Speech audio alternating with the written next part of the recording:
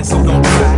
Every time I get on this microphone, I like to spit. It can't get up after hit. This chemistry is so legit. I can be equipped like a prophylactic. Now they riding this tight. Styling on these singers out here trying to buy they bitch. Now they rich, try convince everybody to trick off. What a true boss to pay the cost. She giving away them draws. Word to the brown James. He's some chicken chow mein. Really, man, you done seen Welcome to the Q. My name, of course, is Mark Bland, and on this episode, we are talking about affirmative action and a re-up through the Supreme Court that is on tap. Also, why does everyone hate Chris Brown so much? We will discuss. And it's special.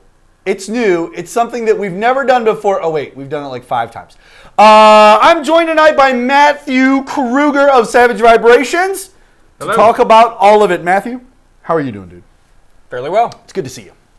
Nice to be seen. Welcome to the Q. Also, if you'd like to join in on the caller lines, 314-714-4200. That's across the nation, from your cell phone, from your house phone, because we don't have those long distance problems that we used to have about 12 years ago. Now you can literally just call anyone, anytime, at any area code. So 314-714-4200. If you are watching live, if you are listening to this on the podcast and it's Friday afternoon at like 3 o'clock, we're not here, so don't call. You're going to call some other show or random person, and they're not going to know what the hell you're talking about. But you're going to jump in talking about affirmative action, and it's going to be fantastic. As we need to do every single time that we have a guest on, let's get down to business. Matthew. Yes, sir. You're a conservative. I consider myself to be conservative Ouch. most of the time. Wow, that's got to hurt. Okay. I guess that was a heck of an insult. No insult. No insult. Ouch, that's gotta It has hurt. been a while since we've had you on the show. I mean, so I understand. You got to dig on me right out the bat. Get it out of the way. Also, by the way, Monster Energy sponsors the show every single week, and as I always say, it blends in nicely with the background. So, if you line it up right there with that skyscraper, you can't even see it. The skyscraper. How have you been? How's life treating you? It treats me okay. I get by. You know? Get by? I have my very small menial complaints that I'm sure everybody has about their lives, but overall, no major complaints. I'm relatively content. Like CM Punk winning Elimination Chamber over Chris Jericho? Would that be a relative small complaint? No, actually, because I care for them both pretty equally. I am kind of intrigued by this whole WWE WrestleMania setup that we've got getting ready to pop off. And let me explain why. Okay. Because I really like the idea of Chris Jericho versus CM Punk at WrestleMania. I think it's going to be a very entertaining match. I think it's going to be very interesting to watch. I think you're going to see a lot of things that you don't typically get from your... I would say that these guys are obviously, they're both main eventers at this point in their careers. Yes. And usually with WrestleMania, they set up their biggest, best matches, or they attempt to.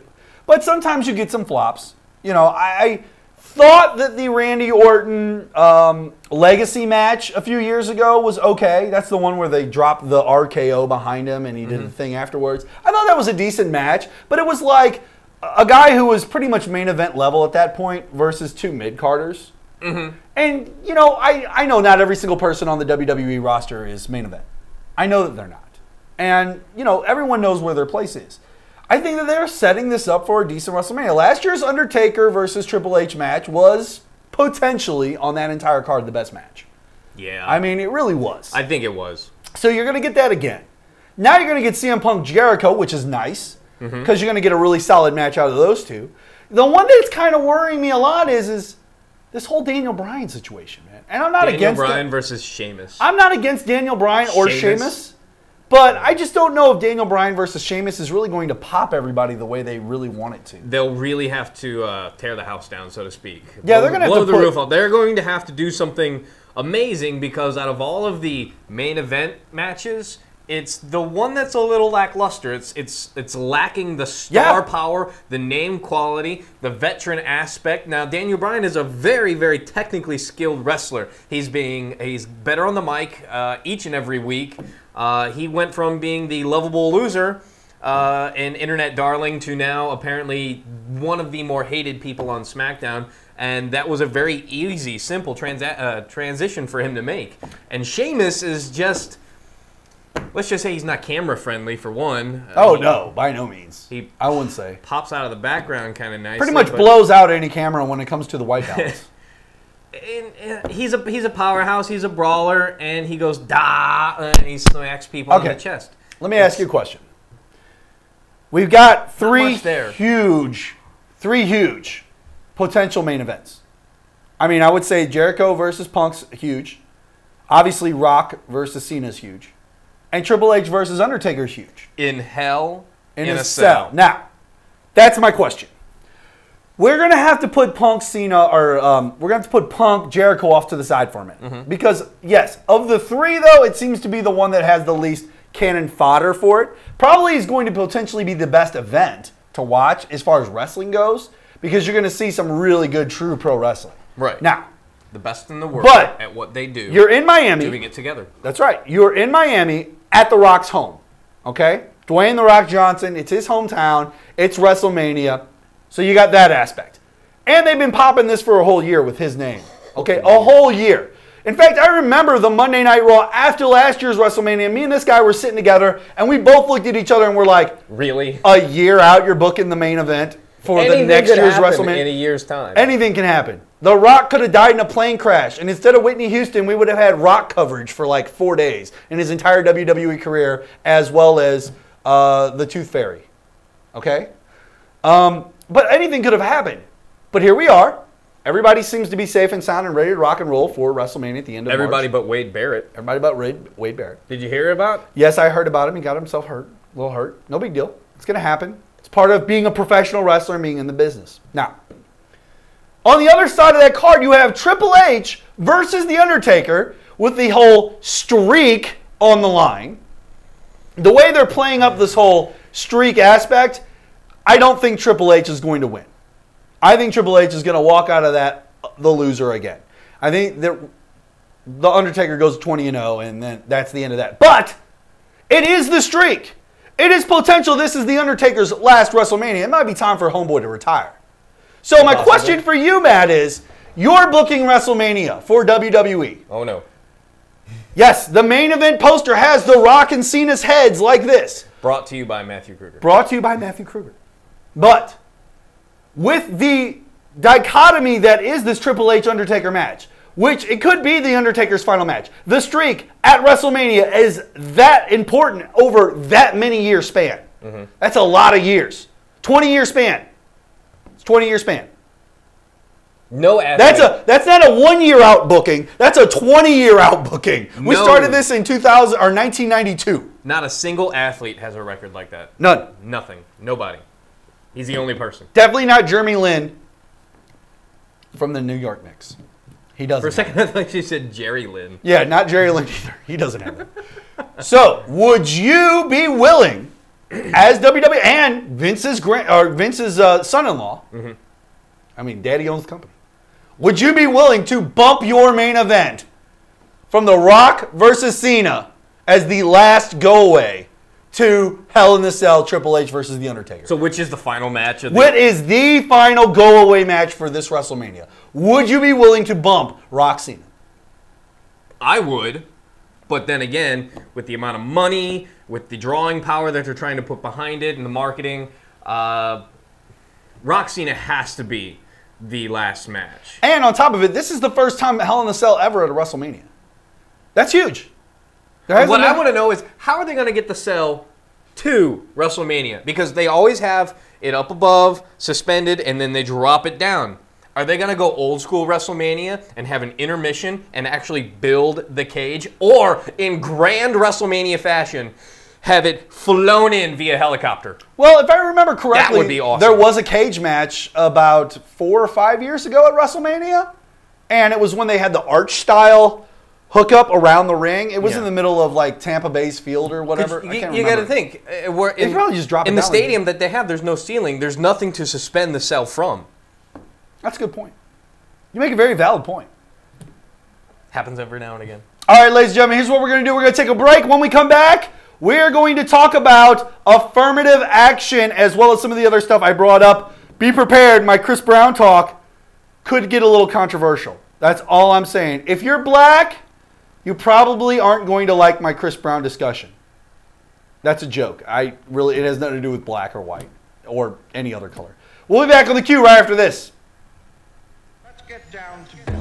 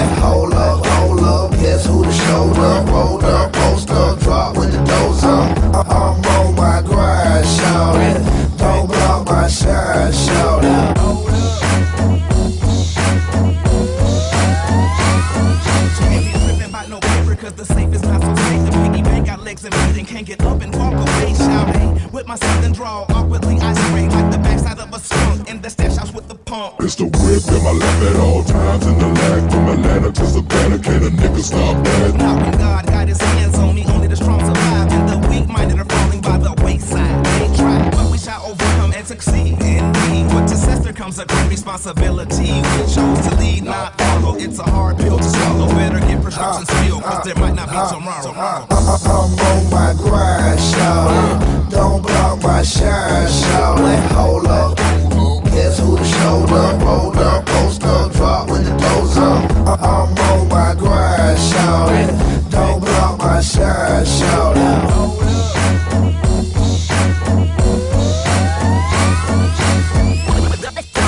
block my shine. All I need is beats and rhymes. So Welcome back to the queue. Of course, my microphone has decided to fold in on itself, which is not helping anybody hear my beautiful voice. And by beautiful voice, I mean the voice you hear right now. The voice of reason. The voice of reason, 314-714-4200. If you would like to join us live on the air and put your opinion in. I love everybody's opinion. Also, don't forget, check out all the shows on iWatchRadio.com. That's iWatchRadio.com. Great shows like Catch 'em Cheatin' that's on right before us, as well as tons. Controlled Chaos. I like them. I do. Controlled Chaos. Also on iWatchRadio.com. So, all right, let's talk about this affirmative action situation in a move that could potentially deprive future generations of racists their token minority friends. The Supreme Court is set to re-examine the legality of affirmative action programs this fall. That's right. The court, which functions as sort of an RA of the United States, first approved affirmative action as a method to achieve diversity in higher education in 1978. In 2003, the decision to endorse the use of race as a factor in college admissions was reaffirmed in a case involving a University of Michigan. Now, the court is preparing to review the issue once more based on a challenge from the Great White Hope Abigail Fisher, a college student who was denied admission to the University of Texas. Currently, the University of Texas employs two measures to ensure diversity among its students. The first is a race-blind top 10 policy by which high school seniors in their top 10% of their class gain automatic admission to the school. So, if you're really super smart, you immediately get bumped into the University of Texas. Cool. All right. And you have the same 4 years as every other high school student that you go to school with has, so that you can achieve that top 10 status, okay? It's not like they give it to some for 2 years and some for 4, okay? So none of that there. That's a very fair policy, it seems like. About 3/4 of the university's freshman population is composed of students who graduated in the top tier of their high schools, which is good. The remaining 1/4 of the students are chosen via a process that includes race as a factor. Now, the Los Angeles Times explains the basis of Fisher's case as follows. And we're going to discuss this, Matt. Okay. Fisher's grades were not good enough to put her in the top 10% of her class from her high school, but she said her tests and grades exceeded those of many of the minority candidates that were allowed in. She sued, alleging racial discrimination in violation of the Constitution's guarantee of equal protection of the Laws Act. Fisher subsequently enrolled at Louisiana State University and is due to graduate this spring. So basically, this was a few years ago, and she's already happy with her LSU degree. Owing to their full calendar, the justices will not hear the case until October, mere weeks before the presidential election. 5 of the 9 Supreme Court justices have stated on record that they are against the use of race as a factor in college admissions process. Now, let's talk about affirmative action. And the fact that affirmative action is one of those words that gets used and brought up quite often in general discussions between people whenever the idea of a black individual or a minority individual, either one, a job place, in the job place. I mean, that's where affirmative action's real bread and butter seems to be hilted on. Mm-hmm. We don't really hear the college admission side of things anymore, where the law was based in 1978. Now, what's really funny about this is that she makes a very interesting claim. I'm not for or against her specifically in this case, but she's stating that her grades and her scores from high school exceeded the majority of that last fourth. Remember, 3/4 of the people that go to the University of Texas fall into that 10% top tier thing. Mm-hmm. She's saying that her grades actually were better than many of the people in the other fourth. Not the 3/4, the other fourth that are left over that have to go through this interesting policy that does take race into account. Her test scores are higher than those people. So my question is does she have a case, Matt? Do you feel that in this case, she has a case based off the fact that her grades do kind of dictate that? Or is it just kind of the luck of the draw, the fact that she happens to be black or a minority student, didn't get the top 10% that she wanted to the first time around, and they tell them up front, race does play a factor into this other fourth. It's not like they sidelined her or sideswiped her out of nowhere with this information. So, okay, so this girl. Yes. Is she white? Is she black? Is she Hispanic? I'm assuming that she's black, or she probably wouldn't have sued. Okay, so so she didn't make it into the top 10%, right? Yes. Like her grades weren't good enough. Nope, she's not part of the top 10. Automatically accepted. She is not good enough to be on the Little Nicky level of filmmaking, no. I don't even know what that means.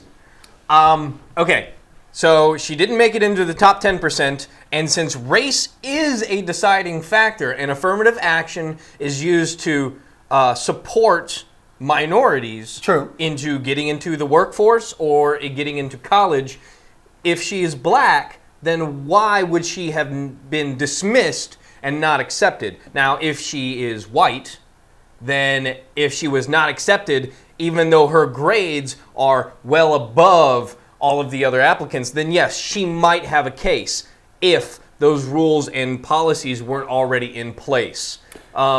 Since those rules and policies are already in place and she made a choice to apply to that particular college, then no, I don't think she has a case. If you're looking at your camera right now, you can tell very clearly I'm the white guy. This guy is obviously darker in skin color than I am.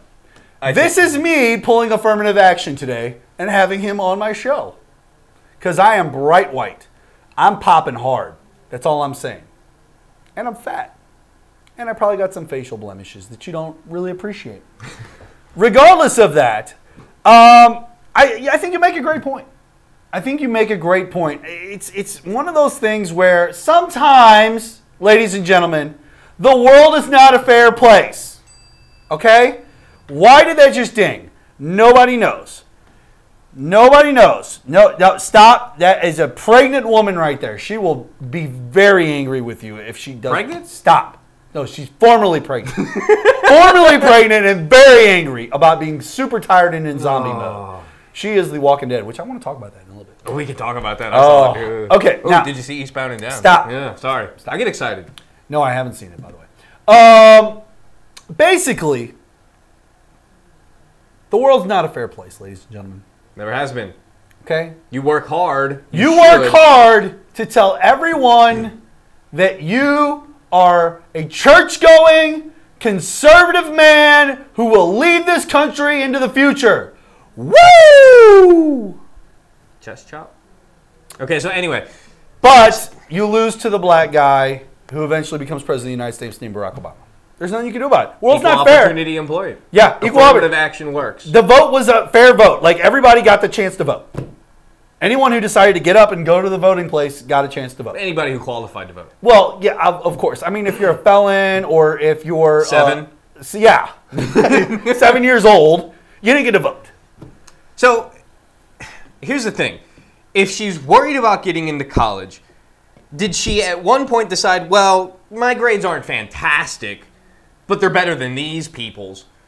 And here's the thing. If she really, really, really wanted to get into that college, and she knew beforehand that the stipulations were, hey, if you're in the top 10%, then you automatically get in. Well, guess what? She should have studied harder. She should have worked harder. She should have done better at getting good grades in high school. I don't know. Yeah, pretty much. That's what it comes down to. Work hard. Stop you get suing rewarded. everybody because you're a minority or you're black or you don't think it's fair. Or you're lazy. I mean, if there's a legitimate point of discrimination, fine. So be it. Like, yes. Okay. A legitimate You one. go into the donut shop, right? You go into the donut shop, you're waiting in line. Can I have a donut? All of a sudden, no. You're not allowed to have a donut. Why? There's 2 white people that just walked in that door, and I'm going to wait on them first. And by the way, I just told you to your face that because you are a minority or of another color, I'm going to vote on a white person. I'm going to take care of these white people, and I'm going to take care of them first.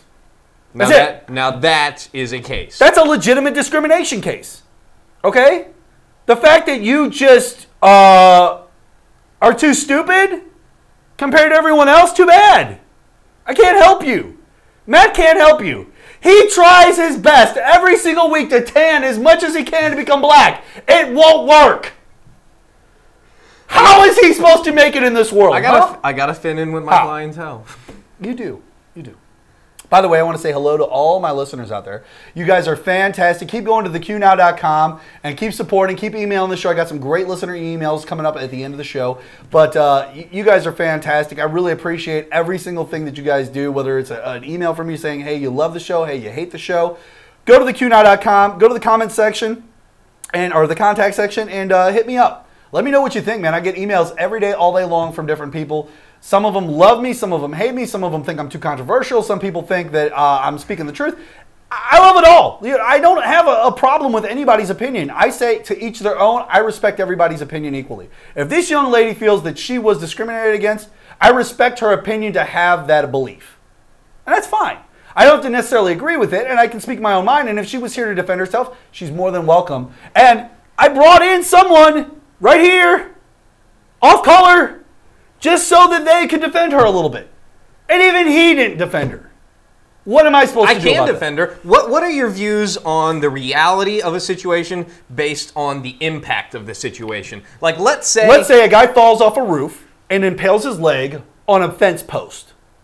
You are trying to escape a bar in the middle of a zombie-infested wasteland. Interesting, right? What do you do? What do you do? Well, you can either saw the leg off. Yes. You can shoot him in the face. Yes. Or you can forcibly rip the leg off of the fence post. Yeah, you can do any of those things. Which would you do?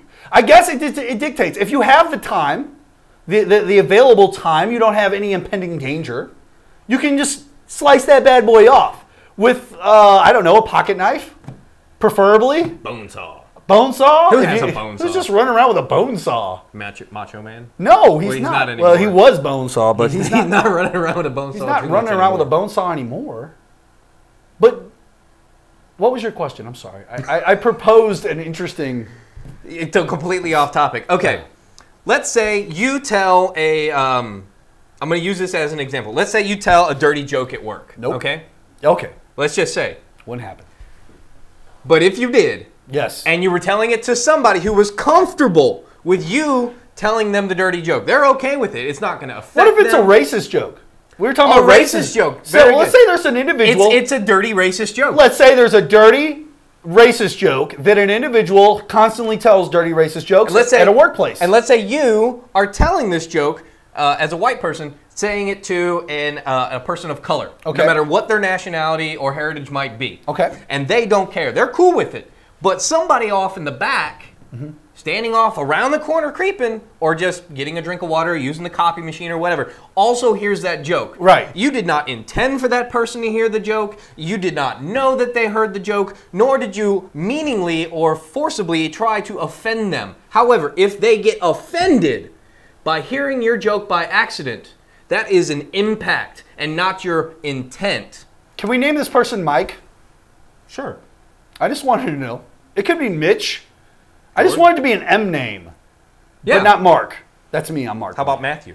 No, not Matthew. I just want it to be M, and then there's M. Okay. Like the So M then what of- is your view of impact over intent on, the... I think that's an interesting question, Matt. I mean, if a person feels that vehement, I mean, that's a good word, vehement against a situation because they just happen to within, glaring distance, or even a simpler situation that gets brought up a lot, and I deal with it in my house now because my wife is breastfeeding. Somebody who's walking through the mall, somebody who's walking through the mall and there's someone breastfeeding off to the side, even though they might be covered up.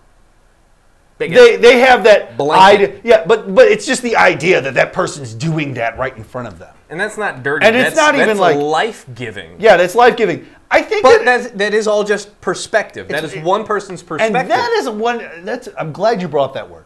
That is what I really wanted to discuss. Perspective. I said a few weeks ago on the show, I felt everyone in 2012 seems to be a bit on edge. We're cranky people. We're very cranky people in this day and we don't know why. We're richer than 75% of the world. You've We're got still more cranky. money now than most people did back in 1778. I've got 2 more- years after 1776. The $12 in U.S. American currency that I have in my pocket is more than the majority of the world have total. Yes, but if you were from Dubai, And yet I'm still unhappy and cranky. your money would be worth $2.67 compared to the United States $1 bill. So you'd actually have more money if you had a U.S. $1 bill. Should we move? I think so. Okay, well, the point stands.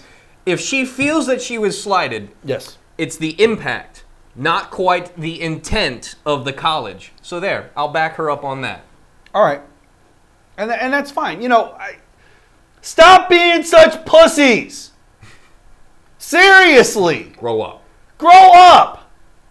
The world's not a perfect place. The world is not here to take care of you. Patrick Take care of Gallagher yourself. won't beat me in ping pong. The world's not a perfect place. I'll beat you in ping pong. He wants to beat me in ping pong. This guy wants to talk trash about beating me in ping pong. It ain't going to happen. The world's not a perfect place.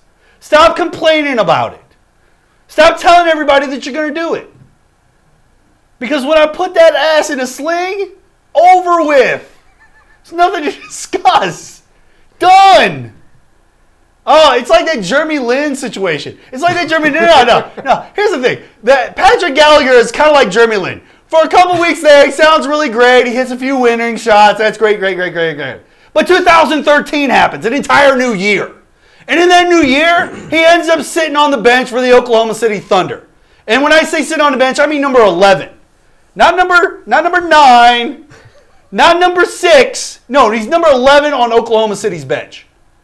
Seriously. Or the Seattle Super... Oh, they're not even there anymore. Who are these people? It doesn't matter. It doesn't matter. I am so lost. We're going to take a quick break on the show.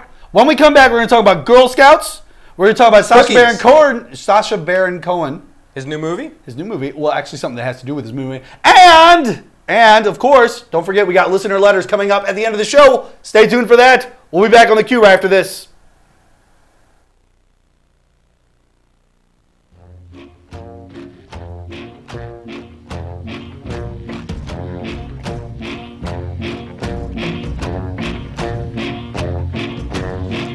I sell your heart to the jump man, baby, for a buck. For a buck. If you're looking for someone to pull you out of that ditch, you're out of luck. You're out of luck. Ship is sinking. The ship is sinking. The ship is sinking. There's a leak in the boiler room.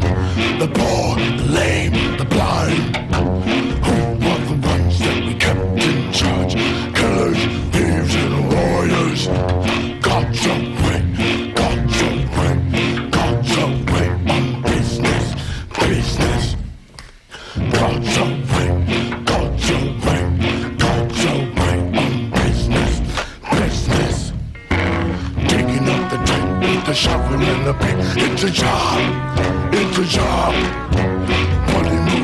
mixing with the plague and the fun. Join the mob, join the mob. It's all over.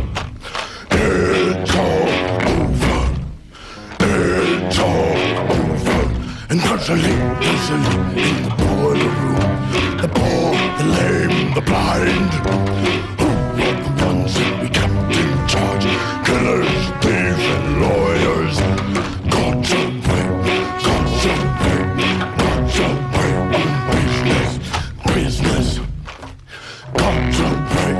God's away on business, business. God's away on business, business.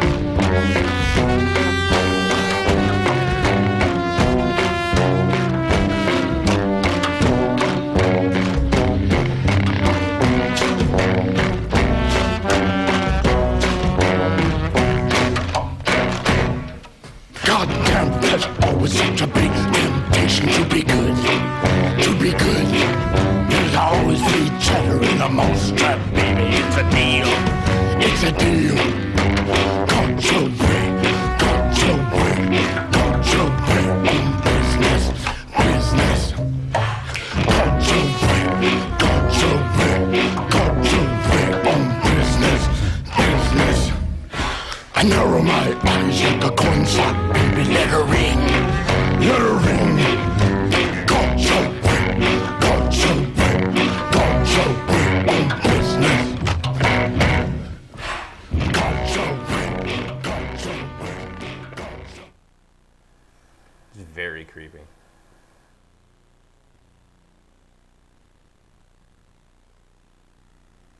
Ladies and gentlemen, welcome back to The Q. Of course, my name is Mark Bland. Is my microphone? Okay, good. No good? Can I introduce myself now? Sure. Hi, I'm Matthew Kruger. I don't know why. It's not your show. Nobody cares. I mean, you care. I care. I care a little bit about you. That's so sad. It is sad. Yeah, my microphone's on, I think.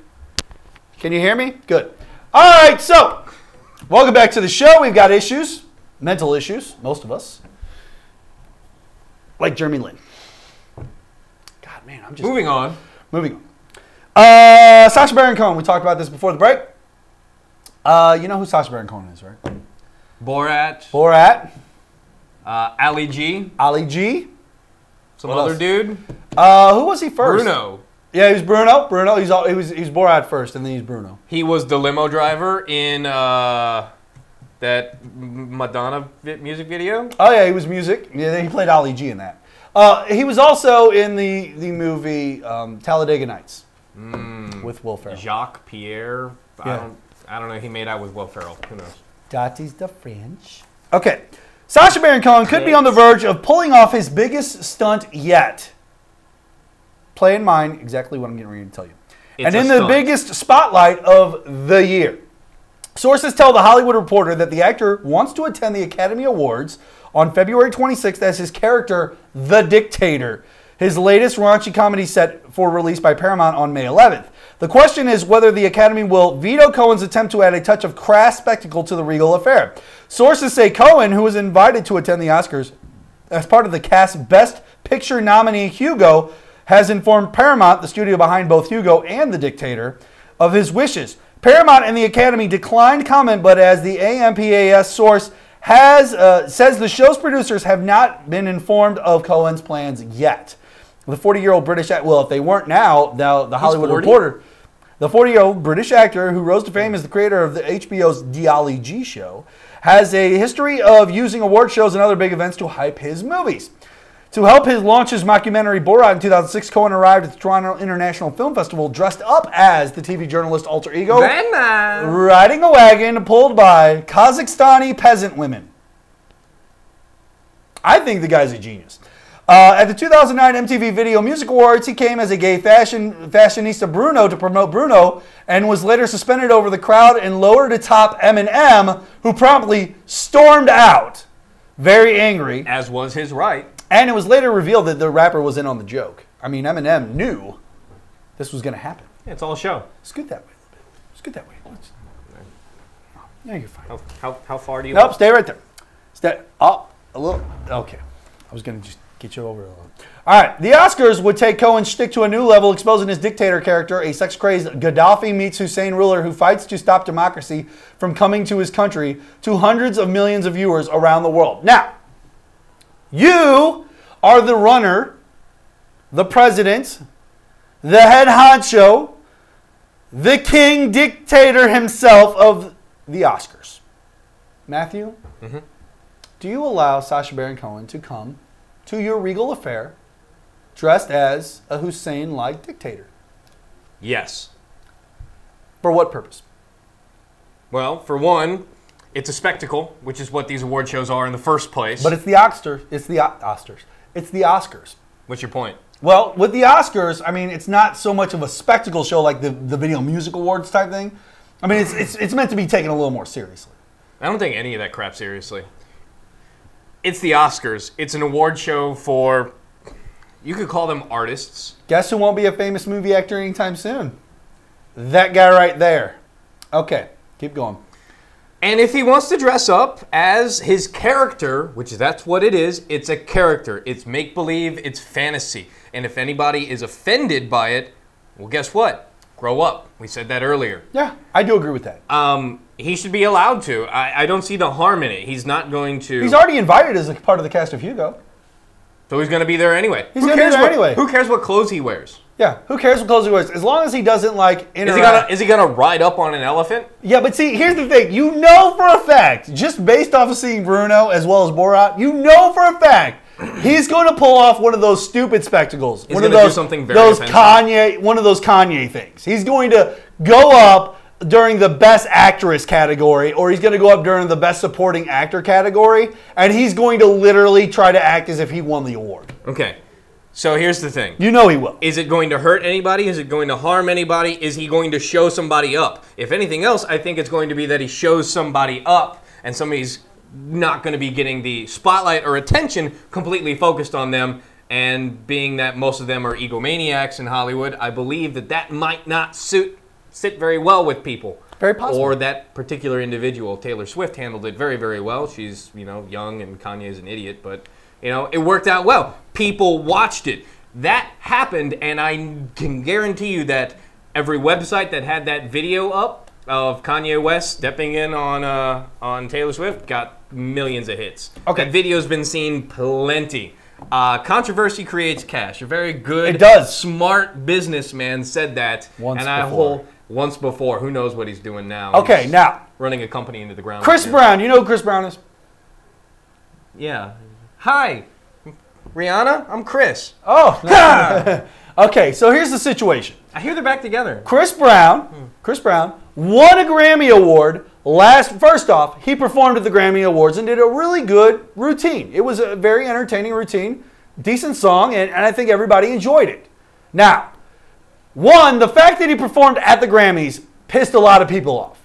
But then to turn around, because the Grammys are kind of like the Academy Awards, it's voted on by the peers. Mm-hmm. To turn around and win an award for Best Rap Album really made people angry. Is he a rapper? And a lot of this, R&B rapper, they kind of all run in the same when it comes to that at the Grammy Awards. I mean, there's a distinction, but the distinction, like, you could have an R&B album, but like 90% of it is features by rappers who are in the other category. And your whole album is nothing but, it's just ridiculous. So let's just say, Okay. Whitney Houston, Toni Braxton, and Vanessa Williams, they are R&B singers, right? Yes. Would they ever be up for Best Rap Album? If Chris Brown is an R&B superstar. He might have won for R&B album. I'm not sure off the top of my head at this point. That's like Steely Dan winning Best Rock Album when Metallica should have won. What was that, 15 years ago, 10 years ago? That's weird. That's just really weird. Okay, so anyway. Steely Dan. Chris Brown took a lot of flack because a few years ago, of course, there was the situation with Rihanna where he beat her in a car, and then she went to the police. How do we know he just didn't do a roundhouse jump dance move? Oh, no. They released the police report of Rihanna's testimony and all that, of putting her in the headlock and continually punching her as he's driving away at 60 miles an hour in the car. Like, it's ridiculous. Like, When you That's read the an police action movie. Yeah, when you read the police report, you're thinking action movie. Like, this is a scene from an action movie of some sort where, like, they kidnap the girl and you just keep punching her as they're driving away with her and stuff. Like, it's ridiculous. Okay. It was a really bad beating, and she's got the pictures to prove it. Now, Yeah. and then, of course, he admitted and said he was sorry for it. He didn't mean to do that. And, of course, everybody chastised him for that. And then now it's the fact that he's come back around. He's still popular. People are kind of angry at the fact that, hey, how dare Chris Brown still be popular? Blah, blah, blah, blah, blah. How dare he get any kind of success out of the fact, after the fact of Just beating. because your mind is screwed up and you think beating women is a Cool. good idea or cool does not take away from the fact that you can still be a very accomplished and very good Artist. artist or musician or dancer. Those are still things. And as much as I dislike the Academy Awards or the Oscars or the VMAs or any type of those ridiculous, what I call spectacles, you should not be judged in those things for your activities outside of the industry. Never. You should never be judged for what you do in your time off. That doesn't make beating women okay. I'm just saying you should never be judged. I did not say that. For all the things that you do in your time off, because there's a lot of people that have hobbies outside of whatever normal jobs they have. Beating women is not is not what I consider a hobby. That's not a good thing. But my point is that there are people that get chastised for way less than beating a woman outside of their own personal jobs. In fact, there are people that lose jobs, like, I don't know, school teacher, because they're in the middle of wrestling one time on a Monday night. Or a school teacher who might have appeared in a less than questionable movie. Very possible. Or someone who likes to read children's books who used to be a porn actress. We don't know. There's things that people do all the time. My point is this. So all that happens, Chris Brown takes his lumps, and then this week, after winning the Grammys, after the performance and taking the lumps for that, Chris especially Brown took his lumps after that, instead of giving them. here, this week, the remix of the song Birthday by Rihanna features an infamous invite by her abusive ex-boyfriend, Chris Brown, to contribute a verse for the song, which he did. So they've now collaborated on a song after the beating, after the chastise, after the taking the lumps, after the public scrutiny. Now they're, oh, Jesus. Somebody's Monster. excited. I was very excited. Very excited. Very excited. Now, in a weird, strange twist of events, the person who was the biggest person, hopefully against getting beat, which would be the person who got beat, now is accepting back. And this guy has the balls in the first sentence of his verse on the song. The first sentence of his verse on the song says, "Girl, I want to fuck you right now. Been a long time. I've been missing your body." That sounds like a compliment. Okay. I'm going to defend Chris Brown for 1 second. That's a stupid line. It doesn't make any sense, and I don't care what song you're using it for. Especially your situation, you should be a little bit smarter about how you write your stuff. But there should be absolutely no public scrutiny any further against Chris Brown.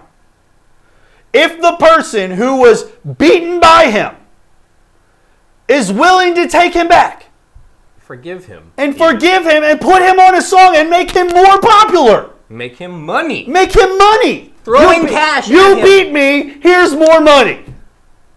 We shouldn't be complaining about Chris Brown. We should be having a problem with Rihanna. She does like chains and whips. Doesn't matter. We should have a problem with Rihanna. Rihanna is the person we should have an issue with at this point. Yes, when you were getting beat and we were on your side, cool. The minute you take him back, you are the reason why these situations don't go well. You are giving all the women who've done that in the past, you're giving them credibility for the decision that they made to take him back. So every person who's ever argued against someone for getting beaten and said, don't go back to that guy. He beat you. He's a bad person. You need to get out of that relationship and move on with your life. You're giving them credence now when you take him back. You're like, oh, it's okay if you get beaten by these people. Just take him back if it's cool. And you're going to sit there and say, well, no, it's not like we're together. It's not like we're best friends. You know, it's just... No, it's worse than best friends. Here's a completely no strings... Like, at least if you used to be married and there was a kid involved, there would be like something there holding everyone together and making them think, oh... There would be a reason for you to talk. Yeah, there's a kid. Like, there's a string attached there. No, there was no string attached. You guys broke up. You're in separate entourages, hundreds of miles away from each other at all times. You're like, let's create some bridges. Let's create some music so that we can get together and talk. You're an idiot. I wonder whose idea it was. I support Chris Brown on this one. Good job, Chris. I don't support This is it. controversial. Good job, Chris. Get your money. Capitalism at its finest. Why not? If they're dumb enough to take you back after beating them, then they're stupid enough to lose the money for it. They should be putting it into your account anyway. Ridiculous. That's my 2 cents on that. Sounds like everything worked out well for him. I've been talking about Jeremy Lin all night. Do you know who Jeremy Lin is? I have no idea who Jeremy Okay, Lin is. let's talk about this. Anthony Frederico, the ESPN editor, fired this past week for his unfortunate use of the phrase. Jeremy Lin is a basketball player who played basketball for Harvard. He's really tall. He's an Asian. He wants his family to be left alone, I heard. Wait, no. Are you talking about Yao Ming? No. No, Jeremy Lin. I read something about this Possibly. on Yahoo. He was like, because his family can't go to work or walk down the street without being hounded. He had recently made comment that he wants his family to be, his family's privacy to be respected. Okay. Basically, And yeah, I heard here's what happened. I heard it about the guy's comment. 2 weeks ago, there was 2 basketball games that happened on back-to-back days. He's really good. On one day, well, no, hold on. Because that's not the truth. Like, no. And isn't he averaging like 28 points a game? No, that doesn't count. No. If you're really good at basketball, when you play in college, you get drafted. Like, you're in the top 5 guys that get drafted. Or you're in the top 30 guys that get drafted. And I don't even know if he was. Maybe he was. It's possible. I don't... Explain Kurt Warner then? It happens. That's my point. It's a luck situation. So Jeremy Lin got lucky. Hear me out. I'm listening. So this Jeremy Lin guy gets a shot to play, at this point now, what I would consider mid-season for this basketball year, since it took him so long to get the damn season started in the first place. Jeremy Lin comes in basically mid-season. Jumps onto the court, has a couple really decent games, hits a game winner and a couple other things like that. Everybody goes crazy. It's Linteresting. It's Lintastic. Blah, blah, blah, blah, blah, blah, blah. It's Linsanity. We live in St. Louis. It's Linsanity. We live in St. Louis. We don't even have a basketball team. We don't care. We have Mizzou. And if they're not winning, we just don't even care about them. It's like But everybody, oh, we're all big basketball fans. I got it. Okay, so he does good for like 2 or 3 games total. 2 or 3 games. Place is going nuts in New York. You know why? Because they haven't had a decent player in New York since Patrick Ewing left. Literally. Since John Starks and Patrick Ewing put their bags away forever, they haven't had nothing. Literally. Like, Charles Oakley might have been the last player, maybe. Done. Nobody knows who that is. Nobody knows. They got Spike Lee. Yeah. They have Spike Lee sitting courtside every game. That's all they have. All right. So, he does this. Now, ESPN has a writer. And this writer wrote that when they lost a game last week when Lin was starting and playing, after all the fan fodder. Okay. They lost a game. He posted the headline on ESPN's website, "Chink in the Armor." Okay. I thought that was... Sorry. It's funny. No, it's funny. I thought it was clever. It's a clever play on words, but here's the funny thing. What's worse is, he says, this is what the guy he got fired for making that comment. Because they said it was a racist comment, or a racial comment, or, prejudice. Just so happened to be a convenient... Okay. He said, this had nothing to do with me being cute or punny. That's who Anthony Frederico told the Daily News. I'm sorry that I offended people. I'm so sorry I offended Jeremy. Bull crap! You knew what you were doing. He's the only Asian player even making a name for himself. There is no way that you would have said chink in the armor if that would have been LeBron James. You wouldn't have said chink in the armor of a Miami Heat cover story if after like 12 games straight, LeBron James went on a 40-point per game killing streak, which he could potentially do. But what at if any he time. did? You wouldn't call it chink in the armor. He could. No, what you did was you found... It's a popular phrase. It's a chink in the found armor. a You found funny the pun. chink in the armor to get things done. You found a funny pun. Like if your basketball team's name was the Knights. Knights wear armor. I could potentially see you going, well, they're the New York Knights. Knights wear armor. You could have a chink in the armor. Knights, like it's potential. Knights, Knicks, let's just say he's dyslexic. Cool. They knew they were saying that the dude was Asian. And who cares? Chink. Chink Who is cares? the derogatory name. Let's say he did do it on purpose. What is so offensive about it? It's clever and it was a compliment. Wasn't it? I think it's hilarious that you tried to play it off. Dude, just own up to what you did. I know you're trying to save your job. One thing. Listen, I'm not knocking you for trying to save your job. You got to make money in this world. You got to make money in this world. You know what I'm saying? And just because you make one stupid comment or pun, that doesn't mean you're the worst person in the entire world. But at the same point, major networks like that, they're going to take it personally. What's the guy's name? Anthony Frederico. Anthony Frederico, I have a message for you. Don't worry about future employment because if Don Imus can come back, so can you. The more you know. The more you know. All right, let's get to some letters from the fans before we get out of here on the queue. Mark. It's me. It's not me. Thank you for taking time to read this letter. I know it's long, but maybe you can help me figure this out. Okay. Are you ready for this one, Dr. Kruger? So even though it's addressed to you, can I still answer? Yes, you can. Sweet. I have a long-standing crush on a coworker. He would even say that I had an emotional affair of sorts with him. I would do really fun things with him and not tell my boyfriend or even lie to him about what I was doing. Dangerous. Eventually, I broke up with my boyfriend, thinking this would allow me to pursue a real, honest relationship with the crush. Nope. Nothing physical ever happened, but I wanted to. Bad timing. My crush had just met someone new. Eventually, boyfriend and I got back together, but now the crush is single again. I still think I could have something with my crush, but I don't want to take the chance of losing my boyfriend again if it turns out my crush doesn't share my feelings. Am I a terrible person for essentially keeping my boyfriend as the consolation prize? Yes, you are. You cannot have your cake and eat it too. It's a horrible thing to try to do. You obviously don't feel that anything is going perfectly well in the relationship that you already have. You shouldn't keep him on the hook. You owe it to him, depending on how long you've been with him. Yes. And the relationship and how strong it is, or honestly, what it sounds like, it's not very strong at all.